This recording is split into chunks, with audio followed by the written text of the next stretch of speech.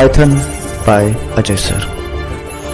तो आज के इस प्रिपरेशन क्लासेस की शुरुआत करने से पहले मैं दो चार बातों को स्पष्ट करना चाहता हूं, जिसको आप डिस्क्लेमर भी कह सकते हैं कि ये क्लासेस मैं सिर्फ बोर्ड की प्रिपरेशन के पर्पज से बना रहा हूं, आपकी बोर्ड एग्जाम्स की तैयारी के लिए। यहाँ पे मैं बहुत डिटेल में पाइथन नहीं सिखाऊंगा, किंतु वो सारी बातें मैं आपको बताऊंगा, सिखाऊंगा, स्पष्ट करूंगा जो बोर्ड एग्जाम्स के लिए आपका जानना जिनको ज़रूरी है। इसलिए आप ये ना मान के चलें कि यहाँ पे पाइथन की क्लासेस चल रही हैं। नो, ये पाइथन की क्लासेस बिल्कुल नहीं है।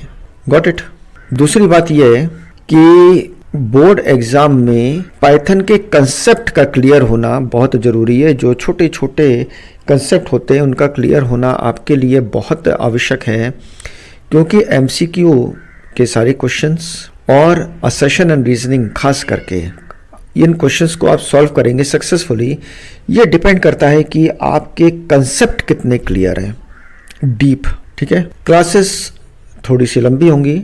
मेरे पढ़ाने का तरीका जो ट्राइड और टेस्टेड है, पिछले 25 सालों से भी अधिक समय से मैं स्टूडेंट्स को बोर्ड की तैयारी करवा रहा हूँ और सभी स्टूडेंट्स इन तैयारी के बाद बहुत अच्छा परफॉर्म करते हैं। विश्वास करके चलिएगा, धैर्य से चलिएगा, जैसे मैं बता रहा हूँ वैसे चलेंगे तो आप बोर्ड एग्ज़ाम्स के पहले बहुत कॉन्फिडेंस को फील करेंगे, बहुत कॉन्फिडेंट हो जाएंगे और नो डाउट आप बहुत अच्छा परफॉर्म करने जा रहे हैं। इसके अलावा मैं जानता हूँ अच्छे ढंग से कि आपके पास दूसरे सब्जेक्ट्स भी हैं, कोर सब्जेक्ट्स हैं प्रिपरेशन करने के लिए। अगर आज से आप इन क्लासेस को विदाउट फेल डेली देखना शुरू करते हैं तो बोर्ड के आने से पहले आप बिल्कुल तैयार हो चुके होंगे। इन क्लासेस में मैं आपको कोई अलग से काम नहीं दूंगा, सिखाते चलूँगा, बताते चलूँगा और असाइनमेंट्स भी आपको वहीं पे देंगे, वहीं पे हम लोग सॉल्व भी करेंगे इसका और सोल्यूशन भी देखेंगे। सबसे पहले हम लोग शुरू करते हैं पाइथन के रिवीजन टूर से। पाइथन रिवीजन टूर 1 और पाइथन रिवीजन टूर 2, ये दोनों चैप्टर्स आपके क्लास 11th के सिलेबस को कवर करते हैं और एक अच्छा खासा पोर्शन आपके बोर्ड एग्जाम्स के पेपर में इनका रहता है। अब बोर्ड क्वेश्चन पेपर का पैटर्न मैं आपके साथ डिस्कस करूंगा। थोड़ी सी पढ़ाई हो जाने के बाद मैं आपको बताते चलूंगा कि किस प्रकार के क्वेश्चंस कहां पर आपको मिलेंगे, क्योंकि बोर्ड के क्वेश्चन पेपर का पैटर्न एक फिक्स पैटर्न होता है और उनको आपको किस प्रकार टू द पॉइंट शॉर्ट में आंसर लिखना है, किन वर्ड्स में लिखना है, किस तरीके के आंसर्स को इवेल्युएटर्स एक्सपेक्ट करते हैं आपसे, ये सारी चीज़ें मैं आपको सिखाते चलूँगा। तो जैसा कि मैंने पहले बताया है कि मैं आपको बहुत डिटेल में पाइथन नहीं पढ़ाऊँगा, किंतु जो भी आवश्यक चीज़ें हैं जो मैं आपको बता रहा हूँ उसको आप ध्यान में रखेंगे और मैं आपको उतना ही बताऊँगा जितना आपको बोर्ड एग्ज़ाम्स के लिए ज़रूरी होगा। ये मैं सेकेंड टाइम आपसे बता रहा हूँ। ओके, तो फिर शुरू करते हैं आज की इस पहली preparation for CBSE board examination 2024-25 की क्लासेस। शुरू करेंगे पाइथन के रिवीजन टूर से। पाइथन का रिवीजन टूर यही आपका चैप्टर 1 होता है क्लास 12th में, चैप्टर 2 भी होता है, यही Python revision tour 1 and revision tour 2। इन दोनों चैप्टर्स में क्लास 11th का सिलेबस कवर होता है शॉर्ट में, क्योंकि क्लास 11th का सिलेबस भी बोर्ड के सिलेबस में है और अच्छा खासा पोर्शन क्लास 11th का भी आपके क्वेश्चन पेपर में होगा। कितना पोर्शन होगा, कितना वेटेज होगा, ये भी मैं आपको समय आने पर बता दूंगा। एक बात और यहाँ पर है कि क्लास 11 का पोर्शन जब आपको अच्छे से समझ में आ जाएगा, क्लास 12 का जो सिलेबस है उसको समझने में बहुत समस्या नहीं आएगी और उस समय हम लोग काफ़ी तेज़ी से आगे बढ़ पाएंगे। स्टार्टिंग नो डाउट शुरू में थोड़ा सा धीमे होगा और बाद में जैसे जैसे आप सबकी समझ बढ़ती चली जाएगी, कंसेप्ट क्लियर होते चले जाएंगे, चीज़ें समझ में आने लगेंगी, तो हम लोग फास्ट हो पाएंगे, ऐसा मैं उम्मीद करता हूँ। अब शुरू करने से पहले कुछ चीज़ों का आपको ध्यान रखना होगा और ये आवश्यक है, इसलिए मैं बता रहा हूँ। सबसे पहले आपको कीवर्ड्स को ध्यान में रखना होगा। वैसे पाइथन में कीवर्ड्स 39 अब तक हो चुके हैं, किंतु आपके सामने 33 कीवर्ड्स ही मैंने लाया है जो कि आपके सिलेबस में है। इन कीवर्ड्स को आपको रटना नहीं है, मेमोराइज नहीं करना है। ये सामने रखे हुए हैं, आपको जब भी समय मिलता है तो आप इनको अवश्य देख लें। इससे आपको दो लाभ होंगे। पहला, एरर फाइंडिंग क्वेश्चन में अक्सर ये बहुत कॉमन एरर होती है कि किसी वेरिएबल का नेम, किसी आइडेंटिफायर का नेम एक कीवर्ड रख दिया जाता है और आपसे उम्मीद की जाती है कि आप उसको समझ लोगे, एरर फाइंड कर लोगे, डिटेक्ट कर लोगे। नंबर 2, जब आप प्रोग्रामिंग करते हो तो आपको पता होगा कि भाई कीवर्ड मुझे वेरिएबल नेम की तरह यूज नहीं करना है। अच्छा, कीवर्ड सारे के सारे जो होते हैं ना वो स्मॉल केस में होते हैं, सिर्फ 3 कीवर्ड्स को छोड़कर, एक नन, ट्रू और एक है फॉल्स। यहाँ पे फॉल्स लोअर केस में, लेकिन फॉल्स का फर्स्ट लेटर अपर केस में होता है। बाकी जितने भी कीवर्ड्स होंगे वो सब के सब पूरे के पूरे लोअर केस में ही होंगे। तो ये हो गए आपके कीवर्ड्स। इसके बाद ऑपरेटर्स का जो प्रेसिडेंस है, हायरार्की है, ये आप जरूर याद कर लें। इसको याद करने के अलावा कोई और रास्ता नहीं है किसी भी एक्सप्रेशन को इवेल्युएट करने के लिए। और स्टैक में इनफिक्स एक्सप्रेशन को पोस्टफिक्स में जब मैं कन्वर्ट करना आपको सिखाऊंगा उस समय भी इस ऑपरेटर प्रेसिडेंस की आवश्यकता पड़ेगी, इसलिए आपको यह याद होना आवश्यक है। इसको आप याद कर लीजिएगा। कुछ बिल्ट इन फंक्शंस हैं जो कि हम लोग समय समय पे यूज करते रहेंगे। आउटपुट के क्वेश्चंस में, एरर फाइंडिंग के क्वेश्चंस में, इवन प्रोग्रामिंग में भी आपको इनकी आवश्यकता पड़ती रहेगी। इन फंक्शंस का मैंने ब्रीफ जरूर लिख दिया है यहाँ पर और अभी मैं इनके डिटेल्स में नहीं जाऊंगा। समय समय पे जब भी हम लोग कोई क्वेश्चन को सॉल्व करेंगे, खास करके आउटपुट के क्वेश्चंस को, तो धीरे धीरे करके ये सारे के सारे फंक्शंस आपके सामने आएंगे, आप इनका यूज भी देखोगे। तो ये फंक्शंस आप देख सकते हैं, ABS, ASCII, bin, bool, character, CHR, dictionary, DICT, eval, float, len, list, max, min, ORD, pow, print, range, round, slice, sorted, STR, sum, tuple, type, ID, input, integer. यहाँ पे आपको लग रहा होगा कि लिस्ट काफ़ी लंबी है, कोई बात नहीं, ये इंपॉर्टेंट फंक्शंस हैं और मैं आपको यकीन दिलाता हूँ कि आप सारे के सारे फंक्शंस की वर्किंग को समझ लेंगे और इनका यूज़ भी आप समझ लेंगे। आगे बढ़ते हैं और अब शुरू करते हैं मल्टीपल चॉइस क्वेश्चन। सबसे पहले हम लोग मल्टीपल चॉइस क्वेश्चंस को समझेंगे, उसके बाद असर्शन एंड रीजनिंग के भी क्वेश्चंस को देखेंगे और उसके बाद एरर फाइंडिंग कुछ और आउटपुट के क्वेश्चंस सॉल्व करेंगे। इससे आपका जो कंसेप्ट है क्लास 11 का और क्लास 11 का जो पोर्शन है ये आपका पक्का हो जाएगा। शुरू करते हैं। जो इस समय हम कवर करने जा रहे हैं 11th के chapters, Python fundamentals, operators and expressions और डेटा टाइप के MCQs के questions. So which of the following is a valid identifier? Identifier का दूसरा नाम वेरिएबल भी है। अब वेरिएबल का नाम वैलिड है कि इनवैलिड है, ये समझने के लिए हमको वेरिएबल नेमिंग के 3 छोटे छोटे रूल्स को याद रखना होगा। नंबर 1, कोई भी वेरिएबल नेम डिजिट से शुरू नहीं हो सकता। 0 से 9 जो डिजिट होती हैं उससे शुरू नहीं हो सकता है। Although alpha numeric variable name होगा। इसका मतलब है कि वेरिएबल में आइडेंटिफायर के नेम में अल्फाबेट्स और न्यूमरल दोनों होंगे, किंतु स्टार्टिंग मतलब फर्स्ट कैरेक्टर आपके आइडेंटिफायर का जो होगा वो हमेशा एक अल्फाबेट होगा, डिजिट नहीं होगा। तो भाई ए नहीं है इसमें। रूल नंबर 2 यह कहता है कि कोई भी स्पेशल सिंबल आप वेरिएबल नेमिंग में यूज नहीं कर सकते हैं, जैसे हैश, एक्सक्लेमेशन मार्क, स्पेस, ये डॉलर्स के साइन, ऑपरेटर्स के साइन, ये सब आप बिल्कुल यूज नहीं कर सकते हैं। सिर्फ एक ही स्पेशल सिंबल अलाउड होता है एंड दैट इज अंडरस्कोर, जो यहाँ पे टाइप में लिखा हुआ है बी वाले में, ये वैलिड है, ये सही है क्योंकि अंडरस्कोर हम यूज कर सकते हैं। तो अंडरस्कोर अल्फाबेट्स अपर केस हो या लोअर केस हो इससे कोई फर्क नहीं पड़ेगा। अपर केस में भी आप लिख सकते हैं, लोअर केस में भी लिख सकते हैं। डिजिट्स 2 चीजें आप यूज नहीं कर सकते हैं। तो कोई भी स्पेशल सिंबल्स, स्पेस और डिजिट, ये 2 चीज आप यूज नहीं कर सकते। ये हो गए 2 नियम।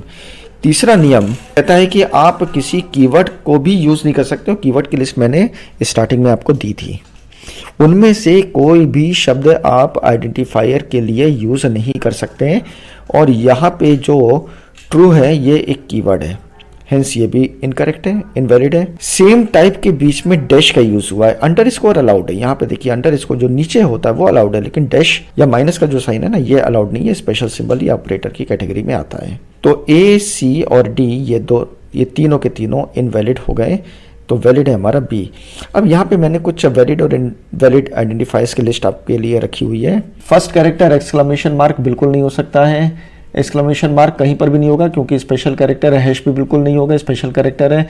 स्टार्टिंग में डिजिट्स नहीं हो सकती हैं, ये भी इनवैलिड है। यहाँ पर भी सेम है, हैश यूज किया है, डॉलर यूज किया है, बीच में हैश यूज किया, बिल्कुल नहीं। अंडरस्कोर का साइन बिल्कुल अलाउड है। यहाँ पे अल्फा न्यूमेरिक है, देखिए ये अल्फा न्यूमेरिक नेम है, इसमें अल्फाबेट्स भी है, न्यूमरल्स भी है। पहला अक्षर अल्फाबेट में होने के बाद न्यूमरल आप कहीं पर भी यूज कर सकते हैं, कितने भी यूज कर सकते हैं, कोई दिक्कत नहीं है। क्वेश्चन नंबर 2 पे चलते हैं। Which of the following is a relational operator? Relational operator greater than, less than, greater than equal to, less than equal to, not equal to और इक्वल टू, ये हमारे रिलेशनल ऑपरेटर्स होते हैं जो कि कंपैरिजन का काम करते हैं। तो ए एक रिलेशनल ऑपरेटर है, ग्रेटर देन का साइन है। बी तो एक अरिथमेटिक ऑपरेटर है, ये फ्लो डिवीजन का सिंबल है। और एक लॉजिकल ऑपरेटर है, और यहाँ पे ये एक्सपोनेंट मतलब राइज टू द पावर का साइन है। तो ये बी, सी और डी बिल्कुल नहीं होंगे, ए इज अ करेक्ट आंसर। तीसरे पे चलते हैं। Which of the following is a logical operator? Logical operators हमारे पास 3 होते हैं, एंड, और नॉट। तो यहाँ पे C is a correct logical operator. Fourth में आते हैं। Identify the membership operator from the following. देखो मेंबरशिप ऑपरेटर, इन और नॉट इन ऑपरेटर को समझाने के लिए मैं आपको एक छोटा सा एग्जांपल देता हूं। ऑल्दो ये कंप्रहेंसिव एग्जांपल नहीं होगा, फिर भी एक छोटा सा समझ इन और नॉट इन ऑपरेटर की आपको हो जाएगी। मैं एक लिस्ट बना रहा हूं, यहाँ पे लिस्ट है और ये लिस्ट ऑफ रैंडम नंबर्स है, कुछ इंटीजर वैल्यूज डाल दी हैं। इन ऑपरेटर बताएगा कि कोई पर्टिकुलर आइटम या फिर पर्टिकुलर एलिमेंट इस डेटा टाइप या डेटा स्ट्रक्चर लिस्ट में है कि नहीं है। सपोज मैं बोलता हूं कि 23 इन LST, 23 LST में है कि नहीं? यस है, यस मीन्स ट्रू, तो आंसर आएगा हमारा ट्रू। रन किया इस प्रोग्राम को और आंसर आया ट्रू। ओके, अब हम देखते हैं एक और बार 18 इन LST, इसका भी आंसर हमारा ट्रू आया। इसके बाद not in, 18 not in list, no 18 is in the list. So answer, अब जब नॉट इन हमने लगा दिया है तो आंसर होगा no, because 18 is there in the list. तो इस समय आंसर हमारा आएगा फॉल्स। ठीक है। और यदि मैं लिखता हूं कि 88 इन the list, not in the list, so 88 yes it is not in list, so answer will B yes it is not in the list, so answer will be true. Okay, तो ये छोटा सा इंट्रोडक्शन था इन और not इन का। Although जैसे मैंने पहले बताया कि इन और नॉट इन ऑपरेटर्स का यूज लूप्स में भी होता है और कई सारे डेटा टाइप्स में भी यूज होता है। तो इन और नॉट इन का यूज हम लोग आगे देखते चलेंगे, बहुत बार देखेंगे आने वाले समय में अपने क्वेश्चंस को जब हम सॉल्व करेंगे तो। ठीक, फिलहाल ये छोटा सा इंट्रोडक्शन था, दैट्स ऑल। तो यहाँ पे इन और नॉट इन ये दोनों मेंबरशिप ऑपरेटर हैं, तो C is the correct, both 1 and 2 are correct. Okay, next पे चलते हैं। Which one is a arithmetic operator? Not एक लॉजिकल ऑपरेटर है। एक्सपोनेंट का साइन मतलब राइज टू द पावर, ये बिल्कुल सही है, ये एक अरिथमेटिक ऑपरेटर है। ओनली 2, तो यहाँ पे बी सही है, डी भी सही है, ऑल्दो 2 तो यहाँ पे नहीं है, ABCD है। Question number 6, what will be the correct output of the statement for floor division 3.0? अब यहाँ पे फ्लोर डिवीजन जो होता है ये आंसर आउटपुट को होल नंबर में लाता है, जबकि डिवीजन ऑपरेटर हमेशा फ्लोटिंग पॉइंट वैल्यू में अपना आंसर देता है। चाहे दोनों तरफ इंटीजर वैल्यूज क्यों ना हो, मतलब दोनों ऑपरेंड्स हमारे इंटीजर ही क्यों ना हो, लेकिन अगर डिवाइड ऑपरेटर लगा होगा तो आंसर आपका फ्लोटिंग पॉइंट वैल्यू में आएगा। लेकिन यदि हमने फ्लोर डिवीजन लगा दिया यहाँ पे, फिर आंसर हमारा अब होल नंबर में होने जा रहा है, विच इज 1। 1.0 1.3 बिल्कुल नहीं हो सकता। क्वेश्चन नंबर 7 पे आते हैं। What will be the correct output of the statement 4 + 2 to the power 2 multiplied by 10? अब देखिए, इसको सॉल्व करने के लिए आपको प्रेसिडेंस टेबल की आवश्यकता पड़ गई। तो प्रेसिडेंस टेबल में सबसे ऊपर जो हमारे पास आता है वो है exponent, that is raise to the power. तो सबसे पहले 2 to the power 2 सॉल्व होगा, दैट इज 4। तो यहाँ पे होगा 4 + 4 मल्टीप्लाइड बाई 10। अच्छा, प्लस और मल्टीप्लाई, अब 2 बच रहे हैं हमारे पास, तो मल्टीप्लाई की प्रेसिडेंस प्लस और माइनस से अधिक होती है। तो 4 + 4 मल्टीप्लाइड बाई 10, तो 4 मल्टीप्लाइड बाई 10 40 होगा, और फिर उसके बाद इस 40 में 4 ऐड हो जाएगा, ये 44 हो जाएगा। तो सी इज करेक्ट। अभी मैं आपको बहुत डिटेल में इसको सॉल्व करके नहीं दिखा रहा हूँ, शॉर्ट में कर रहा हूँ क्योंकि MCQ क्वेश्चंस हैं और आपको ये समझ में आ रहा होगा। Give the output of the following code. 2 variables हैं, A है, B है, असाइनमेंट ऑपरेटर है, 4 है, 2 है। तो 4 A को मिलेगा, पहला कांस्टेंट, पहली वैल्यू पहले वेरिएबल को मिलेगी, दूसरी वैल्यू दूसरे वेरिएबल को मिलेगी। तो a की वैल्यू 4 हो गई है, b की वैल्यू 2 हो गई है। 4 + 2 to the power 2 multiplied by 10, एक बार फिर ये वही आंसर देगा, दैट इज 44। क्वेश्चन नंबर 9 में चलते हैं। यहाँ पे a की वैल्यू 4 है और b की वैल्यू 2.5 है। पाइथन की एक बड़ी विशेषता है जो कि जावा और C++ या C जैसी लैंग्वेजेस में नहीं है, वो है डायनेमिक टाइपिंग की।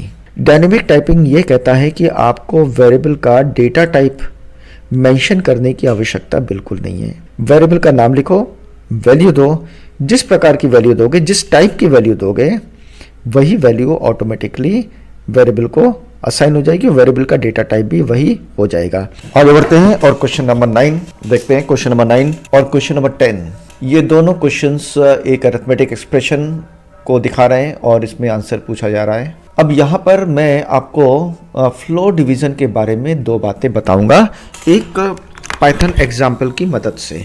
यदि हमने 2 वैल्यूज को आपस में डिवाइड किया सिंपल डिवीजन ऑपरेटर से, तो डिवीजन ऑपरेटर हमेशा अपना आंसर फ्लोटिंग पॉइंट वैल्यू में लेके आता है, दिस इज द आंसर। लेकिन जब मैं यहाँ पे फ्लो डिवीजन लगा दूंगा तो फ्लो डिवीजन अपने आंसर को हमेशा होल नंबर की क्वांटिटी में देगा, और ये क्वांटिटी इंटीजर में होगी या फिर फ्लोटिंग पॉइंट वैल्यू होगी, ये 2 कंडीशंस पे डिपेंड करता है।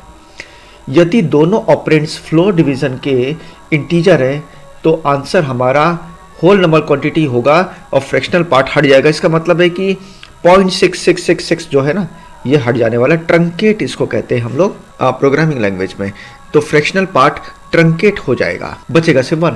देखें ये 1 बचा। लेकिन वहीं पे यदि किस एक क्वांटिटी को मैंने फ्लोटिंग पॉइंट वैल्यू कर दिया और दूसरा फ्लोटिंग पॉइंट है या फिर whole number that is integer है, तो भी हमारा आंसर जो क्वोशिएंट होगा वो होल नंबर क्वांटिटी में तो होगा, फ्रैक्शनल पार्ट तो अभी भी नहीं मिलने जा रहा है हमको, लेकिन ये 0.0 जरूर लगा देगा। देखो यहाँ पर ये 0.0 लगा दिया, अभी भी आंसर हमारा होल नंबर क्वांटिटी में है, फ्रैक्शनल पार्ट ट्रंकेट हो चुके हैं, कट चुके हैं, लेकिन ये ऑटोमेटिकली एक फ्लोटिंग पॉइंट वैल्यू में कन्वर्ट हो गया है। सो ये ऑटोमेटिकली जब कन्वर्ट होता है कोई डेटा टाइप, तो हम इसको कहते हैं इम्प्लिसिट टाइप कन्वर्जन। और इसके लिए एक और वर्ड है COERCOIN, क्वेश्चन, और सिंपल लैंग्वेज में हम बोलेंगे इम्प्लिसिट टाइप कन्वर्जन। अब इसी आधार पे हम ये दोनों क्वेश्चंस को सॉल्व करेंगे। हायरार्की रूल के हिसाब से 2 to the power 2 ये पहले सॉल्व होगा, that will be 4, and 4 is a whole number quantity, 4 आएगा यहाँ पे। b की वैल्यू क्या है, 2.5 है, तो 2.5 will be divided by, means a floating point value इधर साइड पर है as a operand, b operand की फ्लोटिंग पॉइंट वैल्यू है और यहाँ पे 4 है, so answer will be 0 point something something, तो पॉइंट समथिंग समथिंग तो ट्रंकेट हो जाएगा। अब अंतिम में आया a माइनस 0, सो a की वैल्यू 4, 4 माइनस 0 विल बी 4.0। तो एक्चुअली इसका आंसर जो था 2.5 फ्लो डिवीजन 4, इसका आंसर आया था 0.0। 4 माइनस 0.0 इस 4.0, आंसर है 4.0। अब ये जो क्वेश्चन है इसको मैं जरा स्टेप बाय स्टेप आपको सॉल्व करके बताता हूँ कि इसको सॉल्व कैसे किया जाता है। तो ये हमारा एक्सप्रेशन है। सबसे पहले हम इसको इनकी वैल्यूज को प्लेस कर देते हैं। So it will be 1 floor division 2, b की वैल्यू 2 है, to the power c which is 3 plus a which is 1 minus c which is 3 multiplied by a। कुछ चीजें मैं इसमें आपको सिखाऊंगा। a की वैल्यू 1 है। अब प्रेसिडेंस टेबल के हिसाब से, जैसा कि मैंने पहले बताया है कि हाईएस्ट प्रेसिडेंस हमारे पास है एक्सपोनेंट की, तो सबसे पहले 2 to the power 3 होगा, इसको हम सॉल्व कर लेंगे। 1 floor division 8 plus 1 minus 3 multiplied bye 1, ये एक्सप्रेशन हमारे पास बना। अब यहां पर मेरे पास 4 ऑपरेटर्स बच रहे हैं, flow division plus minus multiply, जिसमें फ्लो डिवीजन और मल्टीप्लाई का जो प्रेसिडेंस है वो सेम है। अच्छा, जब सेम प्रेसिडेंस के 2 ऑपरेटर्स आते हैं तो फिर लेफ्ट से लेके राइट तक चलते हुए जो भी ऑपरेटर पहले आएगा वो पहले इवेल्युएट होगा। So one floor division 8 will be evaluated first. तो आंसर will be 0. पॉइंट तो हट जाएगा, पॉइंट का कोई सवाल ही भी नहीं पैदा होता है क्योंकि दोनों होल नंबर क्वांटिटी है। अब यहाँ पे बचता है मल्टीप्लाई, तो इसके बाद होगा multiply which is 3 multiplied bye 1 which is 3। अब फिर हमारे पास बचते हैं प्लस और माइनस, प्लस पहले होगा माइनस बाद में होगा, लेफ्ट टू राइट चलते हुए। तो 0 + 1 विल बी 1 एंड 1 - 3, अब ये बचा 1 - 3 विच इज -2। ये आंसर है हमारा। सो आंसर है -2। Question number 11, once again A B C इनकी वैल्यूज है 1 2 3। मॉड ऑपरेटर क्या करता है? मॉड ऑपरेटर डिवाइड करता है किंतु आंसर जो होता है वो रिमाइंडर में ही देता है, जो रिमाइंडर होगा ना वो आंसर होगा। और यहाँ पे एक चीज आप याद रखना कि मॉड ऑपरेटर के लेफ्ट हैंड साइड का जो ऑपरेंड है उसकी वैल्यू छोटी है और राइट हैंड साइड के ऑपरेंड की वैल्यू बड़ी है, तो फिर मॉड ऑपरेटर छोटी वैल्यू को ही आंसर बना के दे देगा। चलो एक एग्जांपल से मैं आपको इसको समझाता हूं। यहां पे मैं लिखता हूं प्रिंट छोटी वैल्यू मॉड, छोटी वैल्यू मॉड बड़ी वैल्यू। सो जो छोटी वैल्यू है लेफ्ट हैंड साइड में यही आंसर इसका हो जाएगा। सो द आंसर विल बी 4। और यदि कोई बड़ी वैल्यू को जब हम डिवाइड करेंगे 6 से, तो जो भी रिमाइंडर आएगा इस केस में 1 आएगा, वो हमारा आंसर हो जाएगा 1। ठीक है, तो कौन सा आंसर इसका 2.0 देगा? तो यहाँ पे तो सारे होल नंबर क्वांटिटीज हैं तो 2.0 तो आएगा नहीं। यहाँ पे एक वैल्यू जो है वो फ्लोटिंग पॉइंट वैल्यू, इसका आंसर जो है 2.0 आएगा। इम्प्लिसिट टाइप कन्वर्जन हो जाएगा और जो रिजल्ट होगा वो एक फ्लोटिंग पॉइंट में कन्वर्ट हो जाएगा विच इज 2.0। बाकी और किसी का नहीं आएगा। आगे बढ़ते हैं, क्वेश्चन नंबर 12 में आते हैं। Question number 12, which statement will give the output is true. एक चीज और अब यहाँ पे आपको ध्यान में रखना होगा, कोई भी क्वांटिटी यदि वो नेगेटिव वैल्यू है या फिर पॉजिटिव वैल्यू है, यदि वो 0 नहीं है तो उसका आंसर ट्रू होता है। तो 0 एक ऐसी क्वांटिटी है जिसकी बुलियन वैल्यू फॉल्स होती है। और नॉट ऑपरेटर क्या करता है?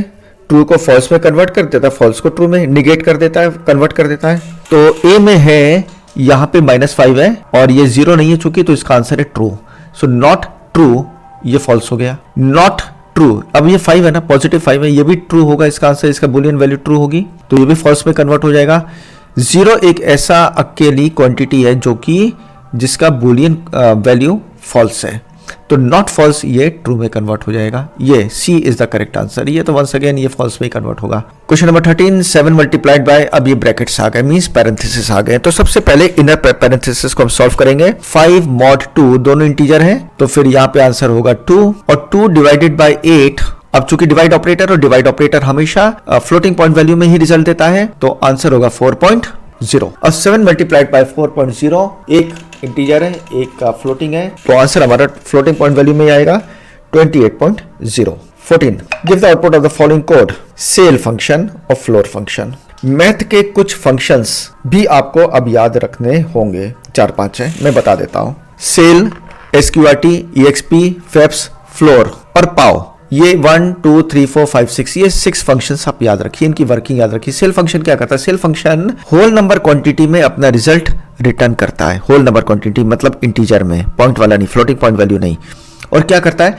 जो भी पैरामीटर यहाँ पे होगा ना, जो भी क्वांटिटी यहाँ पे होगी, जो भी लिटरल या कांस्टेंट वैल्यू हम यहाँ पे यूज करेंगे, तो सेल फंक्शन उसका इमीडिएट लोअर वैल्यू निकाल के देगा, उससे छोटी वैल्यू, इमीडिएट छोटी वैल्यू ये रिटर्न करके देगा। और फ्लोर ठीक सेल का उल्टा है। फ्लोर क्या करेगा? इस क्वांटिटी का जो नेक्स्ट सबसे बड़ा होगा होल नंबर में वो रिटर्न करके देगा। तो 1.3 सेल इसको कन्वर्ट कर देगा into 2।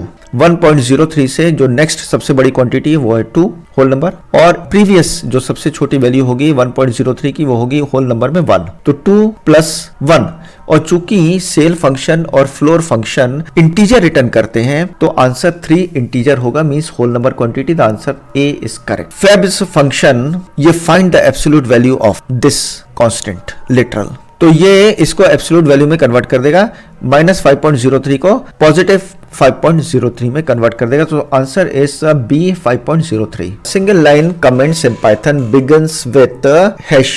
Which of the following are the fundamental building block of a Python program So tokens are the fundamental building blocks of Python program. The input function always returns a value of string. देखो भाई, आपने input function को use किया होगा और input में यदि हमको कोई वैल्यू रिसीव करनी फ्रॉम द कीबोर्ड, यदि उस वैल्यू को होल नंबर क्वांटिटी में चाहिए तो उसके आगे हमको इंट फंक्शन लगाना पड़ता है, फ्लोटिंग पॉइंट चाहिए तो फ्लोट फंक्शन लगाना पड़ता है। किंतु यदि हमने सिर्फ इनपुट लिख दिया तो बाय डिफॉल्ट जो भी आप एंटर करेंगे कीबोर्ड से वो स्ट्रिंग में ही कन्वर्ट होके वेरिएबल को मिलेगा। So the default value input function की होती है, वो होती है string C. Question number 19, dash function is used to determine the data type of a variable. तो ये टाइप है, टाइप जो होता है किसी भी डेटा टाइप का, किसी भी वेरिएबल का, किसी भी कांस्टेंट का, ये डेटा टाइप डिटरमिन करके आपको रिटर्न करके देता है कि भाई वो इंटीजर है, फ्लोट है, क्या है। 20, the smallest individual unit in a program is known as, once again ये तो क्वेश्चन नंबर 17 का ही अदर लैंग्वेज है, which is token. Question number 21, which of the following is not a decision making statement? देखो decision making statement Python में if है, if else है,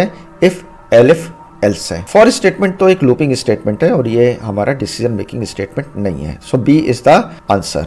Question number 22, dash loop is the best choice when the number of iterations are known. चलो इसको भी थोड़ा सा detail में मैं आपको बताता हूँ। किसी भी लैंग्वेज में पाइथन के अलावा फॉर लूप और वाइल लूप बिल्कुल एक जैसे काम करते हैं और इंटरचेंजेबली इनको यूज किया जा सकता है। जिसको जो अच्छा लगे वो यूज करता है, दोनों एक ही चीज होते हैं, बिल्कुल एक ही प्रकार से काम करते हैं। किंतु पाइथन में फॉर लूप और वाइल लूप की वर्किंग थोड़ी सी अलग होती है।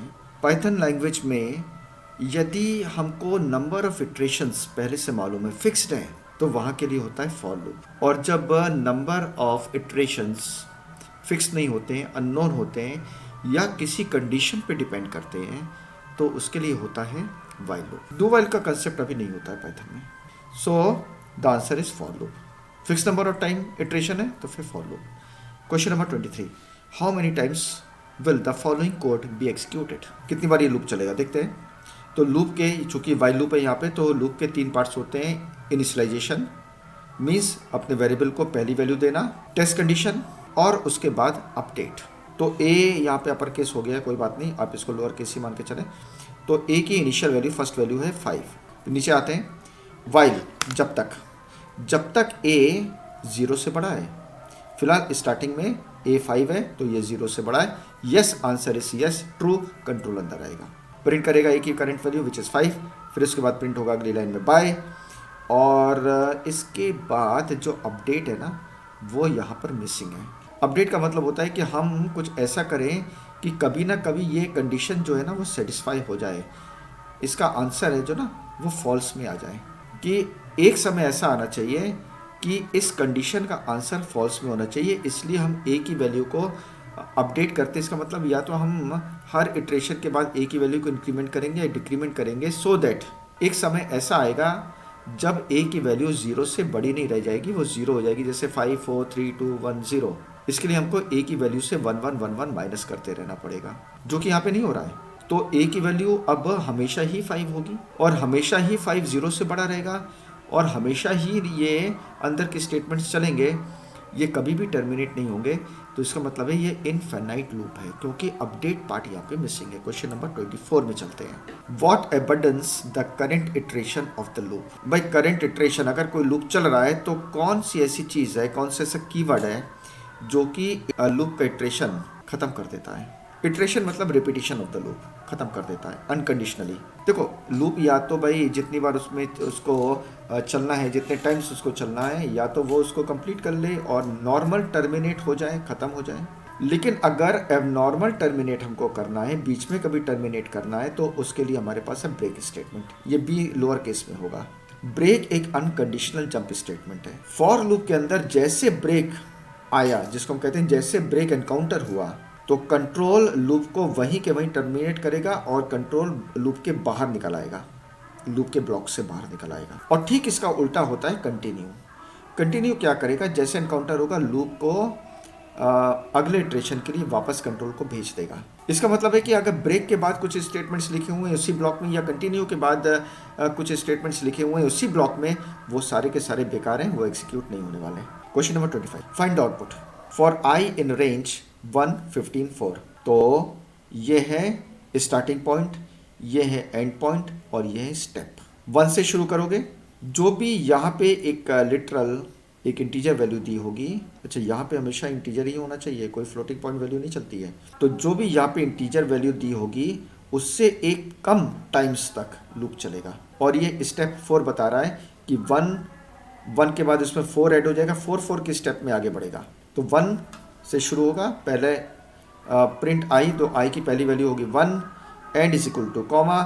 इसका मतलब है कि अगला प्रिंट स्टेटमेंट उसी लाइन में प्रिंट करेगा विद अ कॉमा। तो इसमें 4 जुड़ जाएगा। नेक्स्ट रिपीटिशन में आई की वैल्यू जो 1 थी इसमें 4 जुड़ जाएगा, आई की वैल्यू हो जाएगी 5 is less then 15, yes it is less then 15, चलना तो 14 तक ही है, तो 5 प्रिंट होगा।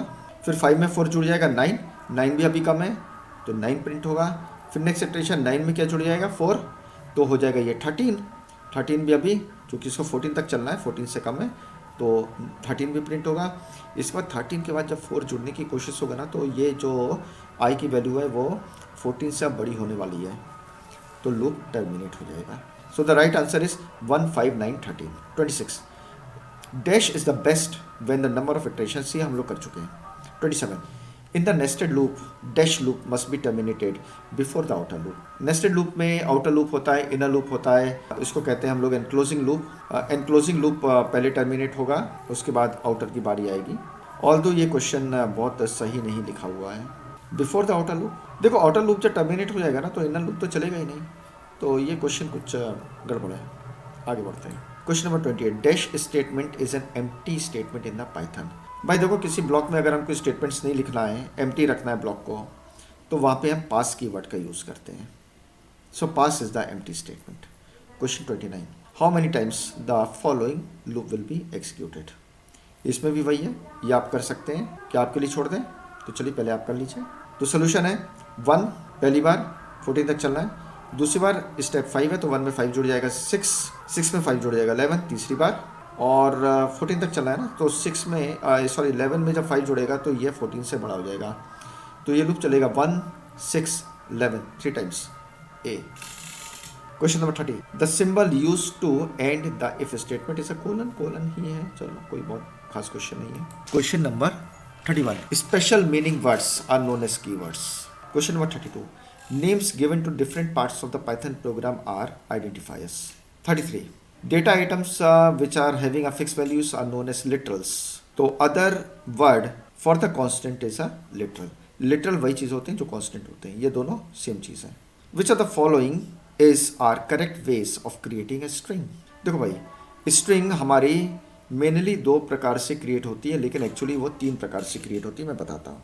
यदि किसी सिंगल कैरेक्टर को या फिर मल्टीपल कैरेक्टर्स को मैं सिंगल क्योट्स में एनक्लोज कर देता हूँ, जैसे यहाँ पे बी में जिया को सिंगल क्योट्स में एनक्लोज किया गया, तो ये परफेक्टली करेक्ट है, ये भी स्ट्रिंग है। डबल क्योट्स में भी आप एनक्लोज कर सकते हैं किसी, तो कोई भी स्ट्रिंग को आप डबल या सिंगल क्योट्स में आप लिख सकते हैं, ये आपकी मर्जी है, ये आपकी इच्छा है। तो बी और सी तो दोनों सही लग रहे हैं। इसके अलावा आप ट्रिपल क्योट्स में भी किसी स्ट्रिंग को बंद कर सकते हैं, वो होती है मल्टी लाइन स्ट्रिंग, जो कि यहाँ पे नहीं है। तो फिलहाल बी और सी सही है, यहाँ पे कुछ नहीं है, तो ये भी एक वेरिएबल नेम की तरह पाइथन का इंटरप्रेटर इसको देखने की कोशिश करेगा, जो कि नहीं है, गलत है ये। और ये भी सेम है, पैरेंथेसिस में एनक्लोज नहीं होंगे, बल्कि सिंगल या डबल क्वोट्स या ट्रिपल क्वोट्स में एनक्लोज होगा। Question number 35 which are the following are keywords. भाई देखो, कीवर्ड्स में तो नेम तो कीवर्ड नहीं है, प्रिंट का पी यहाँ पे कैपिटल है, तो ये भी कीवर्ड नहीं। वैसे प्रिंट एक फंक्शन और इनपुट भी एक फंक्शन है, कीवर्ड्स नहीं है। तो एक बार आप फिर बैक होइए और कीवर्ड्स की लिस्ट को ज़रूर देखिए, क्योंकि आप कुछ बार उसको देखेंगे 4-5 बार 6 बार 10 बार, तो लगभग आपको याद जैसा हो जाएगा कि भाई ये कीवर्ड नहीं है, print is not a keyword, input is not a keyword, ये फंक्शंस है। ऑल्दो कुछ ऑथर इसको टिक लगा के बोलते हैं सी और डी इज़ आर करेक्ट, लेकिन ये करेक्ट नहीं, कीवर्ड्स नहीं है, ये फंक्शंस हैं। Which are the following are valid identifiers. तो एक बार फिर से valid identifiers means identifier means variable को लिखने के तीनों नियम को रिवाइज कर लेते हैं। किसी भी वेरिएबल नेम का पहला कैरेक्टर कभी भी डिजिट नहीं होना चाहिए, ठीक है। दूसरा, वेरिएबल नेम में या आइडेंटिफायर नेम में कभी भी स्पेशल सिंबल या स्पेस का हम यूज़ नहीं कर सकते। अंडरस्कोर एक अकेला ऐसा स्पेशल सिंबल है जो कि यूज़ किया जा सकता है। और तीसरा, याद है, आइडेंटिफायर्स कीवर्ड्स नहीं होना चाहिए, कीवर्ड्स में से कोई भी नाम हम यूज़ नहीं कर सकते। ये 3 छोटे छोटे से नियम हैं। तो माय नेम के बीच में स्पेस है, ये इनवैलिड है। अंडर स्कोर से परफेक्टली शुरू कर सकते हैं, अंडर स्कोर एक वैलिड कैरेक्टर है, डिजिट नहीं है, तो इससे आप शुरू कर सकते हैं। ये भी सही है, सी भी सही है।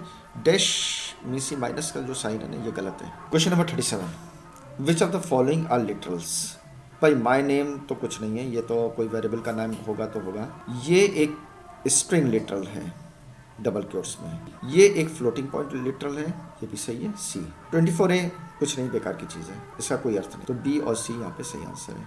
Escape sequence are treated as single characters. याद आ रहा है एस्केप सीक्वेंस, /n/t और एस्केप सीक्वेंस मिलके बनी होती हैं 2 कैरेक्टर से, स्लैश और उसके बाद कोई एक अक्षर।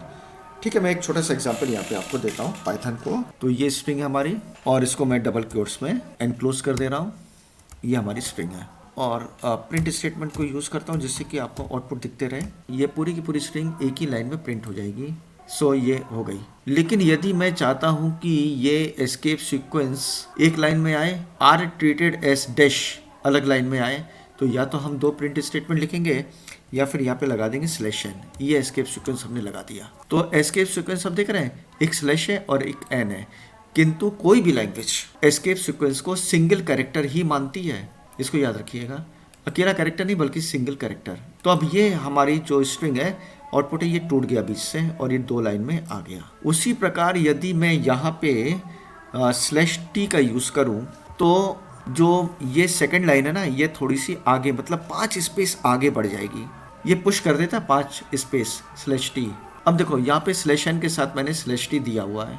यदि मैंने यहाँ पे /t लगा दिया तो ये पूरी की पूरी लाइन जो है वो तो एक ही लाइन में प्रिंट होगी, लेकिन सीक्वेंस के बाद 5 स्पेस और एक ये स्पेस 6 स्पेस का डिफरेंस आ जाएगा, क्योंकि बाय डिफ़ॉल्ट टैब जो होता है वो 5 स्पेस का होता है। ये यहाँ पे हमारे पास 6 स्पेस का एक गैप आ गया। और यदि मैं यहाँ पे /n लगा दूँ तो जरा गेस करिए क्या होने वाला है। न्यू लाइन में आएगा नो डाउट, और जो नेक्स्ट लाइन होगी ना वो थोड़ी सी 5 स्पेस आगे होगी। ये देखिए यहाँ पे ये थोड़ी सी आगे हो गई है। एक चीज़ और मैं यहाँ पे तुम लोग को बताऊँगा, वो ये है कि स्पेस एक सेपरेटर है। ठीक है, ये तो स्ट्रिंग है ना, जो भी चीज़ हम लिखेंगे, किंतु यदि मैं किसी वैल्यू को यहाँ पे देना चाहूँ या किसी वेरिएबल को मैं यहाँ पे लिखना चाहूँ जिसकी वैल्यू मैं चाहता हूँ एज आउटपुट, सपोज करो कि एक वेरिएबल है जिसको मैंने 90 की वैल्यू असाइन की है और यहाँ पे मैंने उस वेरिएबल का नाम लिख दिया है, तो मुझे ये तो स्ट्रिंग पूरी की पूरी दिखाई देगी as it is double quotes में, और फिर a will be replace by its value, तो यहाँ पे मुझे 90 दिखाई देगा। तो escape sequences are treated as dash और उसके बाद 90 मुझे यहाँ पे मिलेगा। तो सेपरेटर का काम किसने किया? कॉमा ने किया। इसको जरा याद रखना, अगला क्वेश्चन आने वाला है। टाइप कैरेक्टर के लिए एस्केप सीक्वेंस क्या है? /t, अभी मैंने बताया। न्यू लाइन कैरेक्टर के लिए एस्केप सीक्वेंस क्या है? /n। Value 7.25 is equivalent to, तो भाई इसको हम कैसे लिखेंगे? 0.1725e +2, और +2 लिखने की जरूरत नहीं है, ऐसे 2 भी लिख सकते हैं। So B and D are correct. In the same way 0.000615 is equivalent to this B -3। Question number 43, which of the following is are expressions. भाई एक्सप्रेशंस के लिए ऑपरेटर्स भी होते हैं और ऑपरेंड्स भी होते हैं, तब जाके एक अरिथमेटिक एक्सप्रेशन कंप्लीट होता है। जैसे यहाँ पे ए में ना ऑपरेंड्स भी हैं, ऑपरेटर भी है, वेरिएबल भी है, कांस्टेंट भी है, तो ये एक एक्सप्रेशन है, ये एक अरिथमेटिक एक्सप्रेशन है। ये अकेला कुछ नहीं है और ये भी अकेला कुछ नहीं है, एक वेरिएबल है और ये कांस्टेंट वैल्यू है। हाँ, ये एक्सप्रेशन है, डी भी एक्सप्रेशन की कैटेगरी में आ जाएगा क्योंकि यहाँ पे भी ऑपरेटर है और ऑपरेंड्स है। Question number 44, the lines beginning with a certain character and which are ignored by a compiler and not executed are known as comments. Comments are those lines which are not executed by the Python interpreter. Question number 45, which of the following can be used to create comments. Hash, लेकिन triple quotes नहीं। कई authors पता नहीं क्यों ऐसा करते हैं कि वो ट्रिपल क्योट्स को भी मल्टी लाइन कमेंट्स की कैटेगरी में ले आते हैं। मैं आपको एग्जांपल देता हूँ। अब ये तो हमारी एक स्ट्रिंग है जो कि डबल क्योट्स में, सिंगल क्योट में भी हो सकती है, और इसको मैंने एक वेरिएबल str में असाइन कर लिया और इसको मैंने प्रिंट किया। I want to see the value of str variable which is nothing but this string, the same string जो अभी हमने इसको असाइन किया है, ये प्रिंट हो जाने वाला है। कोई बड़ी बात नहीं है, यहाँ पे हम देख लेते हैं इसको, तो ये हमारा प्रिंट हो गया। अच्छा, सिंगल क्योट में करेंगे तभी कोई अंतर नहीं है, तब भी वही होगा क्योंकि स्ट्रिंग हम सिंगल क्योट में भी लिख सकते हैं, डबल क्योट में भी लिख सकते हैं, परफेक्टली वैलिड है। हाँ, स्ट्रिंग हम ट्रिपल क्योट्स में भी लिख सकते हैं। अगर बहुत बड़ी स्ट्रिंग है ना मल्टी लाइन स्ट्रिंग्स खास करके जो कि टेक्स्ट कहलाती है वो भी हम लिख सकते हैं। जैसे मैंने इसको कॉपी कर करके मल्टी लाइन स्ट्रिंग में कन्वर्ट कर दिया। ये हमारी एक मल्टी लाइन स्ट्रिंग है जिसमें 3 लाइन है। मैंने इसको ट्रिपल क्योट्स में इनक्लोज कर दिया, तो हमारा जो वेरिएबल है अब उसकी वैल्यू ये 3 लाइन की स्ट्रिंग हो गई। आउटपुट आप देख सकते हैं। तो ट्रिपल क्योट्स में भी स्ट्रिंग होती है और ये होती है स्पेशली मल्टी लाइन स्ट्रिंग, लेकिन कई ऑथर इसको मल्टी लाइन कमेंट कहते हैं, जो कि बिल्कुल बिल्कुल गलत है। पाइथन में मल्टी लाइन कमेंट्स नहीं होते हैं।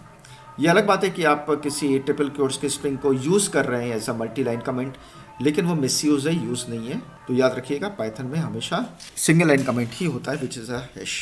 Question number 46, which of the following functions print the output to the console.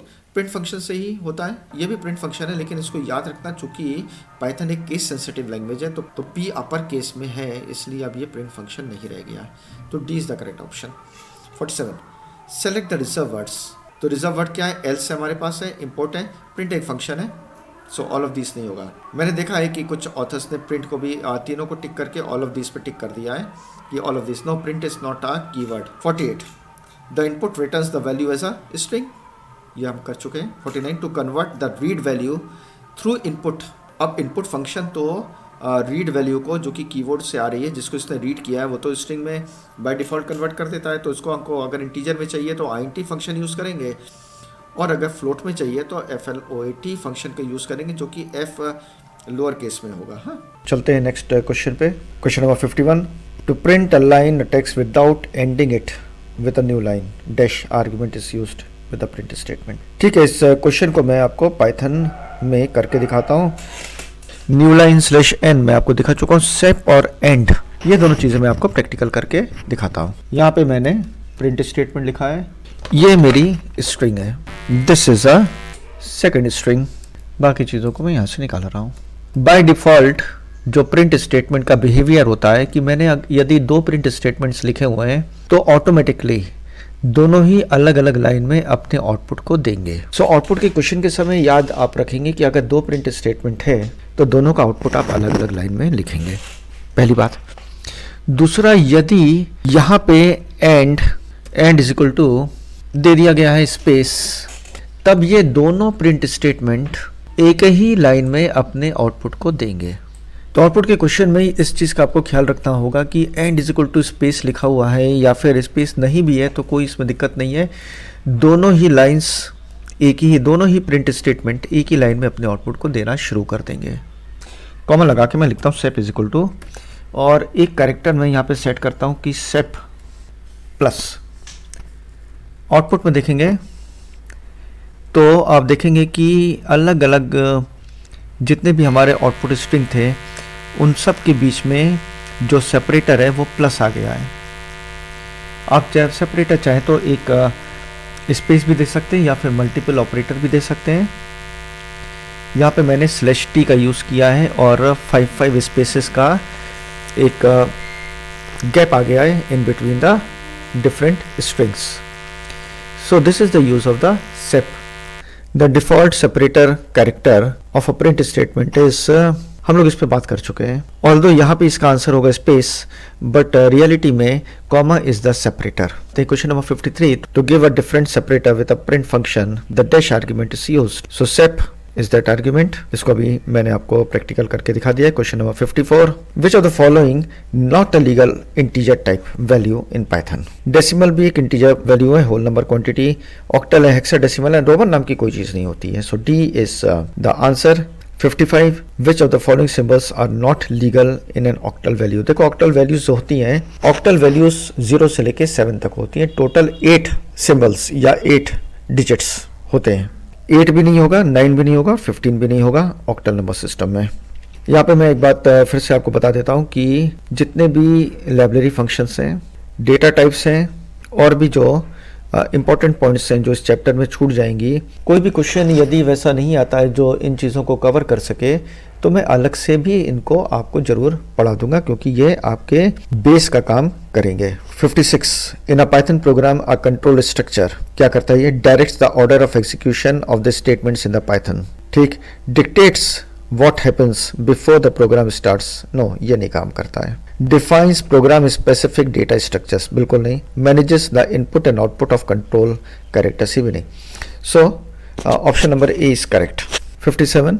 The empty null statement in Python is pass. तो पास इज द एम्प्टी या फिर नल स्टेटमेंट होता है. कभी भी किसी ब्लॉक में यदि हमें स्टेटमेंट्स नहीं लिखने हैं, खाली छोड़ देना, तो वहां पे हम पास का यूज करते हैं. पास कीवर्ड है. Question number 58. The order of statement execution in the form of top to bottom is known as. Selection if statement में होता है, रिपीटिशन लूप्स में होता है, सीक्वेंस और फ्लो, ये दोनों को आंसर्स इसके सही लग रहे हैं. किंतु from top to bottom the order of execution is a sequence.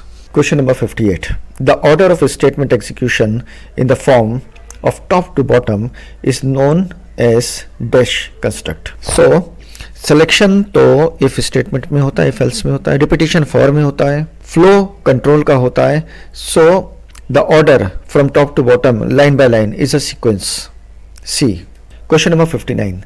The dash construct allowed to choose a statement to be executed depending upon the result of a condition. So the answer is selection.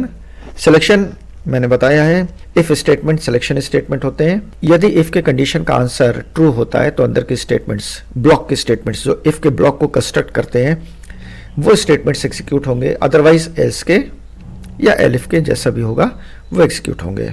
Question number 60. The dash construct repeats a set of statements a specified number of times when a condition is true. Although condition के true होने पे जो statement जो construct repeat करने का काम करता है वो होता है वाइल लूप. लेकिन फिलहाल यहाँ पे ये चीज़ नहीं दी हुई है, तो हम इसको रिपीटिशन बी को राइट मानेंगे. फॉर लूप कोई कंडीशन नहीं चेक करता है, वो तो बस नंबर ऑफ टाइम्स जितना हम लिख देते हैं उतने ही नंबर ऑफ टाइम्स लूप को इटरेट करता है. Question number 61. Which of the following statement will make a selection construct if else दो हैं. 62. विच of the following statement will make a repetition construct for while, इसके आंसर है. Question number 63. In Python which of the following will create a block in a compound statement. Colon हम लगाते हैं जब हम compound statement को शुरुआत करते हैं, उसके ऊपर की कंडीशन लिखते हैं, इफ या फिर फॉर लूप लिखते हैं, और उसके बाद हम सारे स्टेटमेंट्स को क्या करते हैं ना, सेम लेवल पे इंडेंट करके थोड़ा से अंदर की तरफ ले आते हैं. तो यहाँ पे आंसर बी करेक्ट है. अगर कोई और लैंग्वेज होती ना, जावा या C++ जैसे, तो डी सही होता. फिलहाल इसकी आवश्यकता नहीं है. Question number 64. What signifies the end of a statement block और a suite in a Python. Comment, closing of the brace and the line that is indented less than the previous line.